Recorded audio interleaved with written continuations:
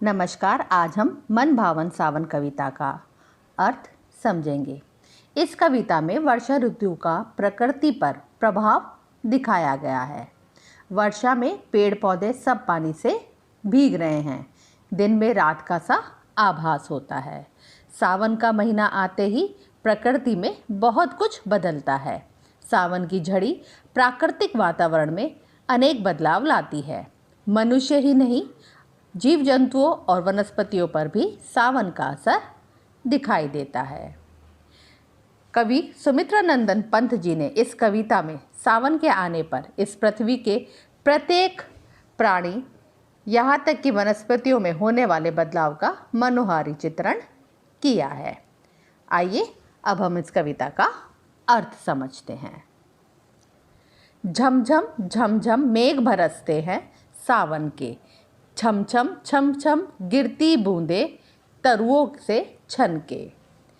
यानी वर्षा ऋतु में मेघ बरस रहे हैं और पेड़ों से छनकर बूंदे धरती पर गिर रही हैं।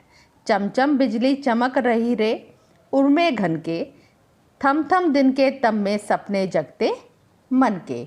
बादलों के उर यानी हृदय में बिजली चमचम करके चमक रही हैं।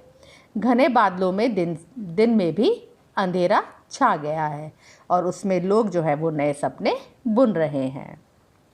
ऐसे पागल बादल बरसे नहीं धरा पर, जल फुहार बौछारे धारे गिरती झरझर। इससे पहले ऐसी घनघोर मूसलाधार वर्षा धरती पर नहीं हुई है। वर्षा की तेज फुहारें पानी की तेज धार बनकर बरस रही है। आंधी हर हर करती दल मरमर, तरु चरचर, दिन रजनी ओ पाक बिना तारे शशि दिनकर। तेज आंधी के कारण वृक्षों से चरचर की आवाज़ें आ रही हैं। तेज वर्षा के कारण आसमान में चांद, तारों और सूर्य के अभाव में दिन रात में कोई अंतर नहीं दिखाई दे रहा है। पंखों से रे फैले फैले ताड़ों के दल, लंबी लंबी अंगुलियां हैं चौड़े करतल। ताड़ के वृक्ष के पत्ते जो है पंखों के समान फैले हुए हैं। उसके चौड़े पत्ते हथेलियों के समान और पत्तियों के नुकीले किनारे उंगलियों के समान लग रहे हैं। तड़तड़ पड़ती धार वारी की उन पर चंचल, टप टप झरती कर मुख से जल बूंदे झलमल। बूंदों की तेज जलधारा उसके मुख से झिलमिल करती हुई गिर रही है। नाच रहे पागल हो ताली दे दे चल चल दल, झूम झूम सिर नीम नीम हिलाती सुख से विह्वल। झरते हर सिंगार बेला कली बढ़ती पल पल, हसमुख हरियाली में खग कुल गाते मंगल। वर्षा में सभी जो है वृक्ष मस्त होकर झूम रहे हैं। हर सिंगार और बेला की कलियां खुश होकर धीरे धीरे फूलों का रूप ले रही हैं। चारों ओर हरियाली छा गई है। उसे देखकर पक्षियों के समूह मधुर स्वर में चहचहा रहे हैं। उन्हें देखकर ऐसा प्रतीत हो रहा है जैसे मानो वे मंगलगान गा रहे हों। दादुर टर टर करते झिल्ली बजती झंझन, म्याऊं म्याऊं रे मोर पीयू पीयू चातक के गन। मेंढक टर टर कर रहे हैं, झिंगुर झंझन, मोर मेयो मेयो पपीहे पीहो पीहू की आवाज़ें करके अपनी प्रसन्नता प्रकट कर रहे हैं। उड़ते सोन बलाक आर्द्र सुख से कर क्रंदन, घुमड़ घुमड़ घिर मेघ गगन में करते गर्जन। बादल भी आसमान में उबड़ घुमड़ कर गरज रहे हैं। इस प्रकार सारा वातावरण जो है वो सुखद हो गया है। मनुष्य के साथ जीव जंतुओं की उमंगें भी हिलोरे ले रही हैं।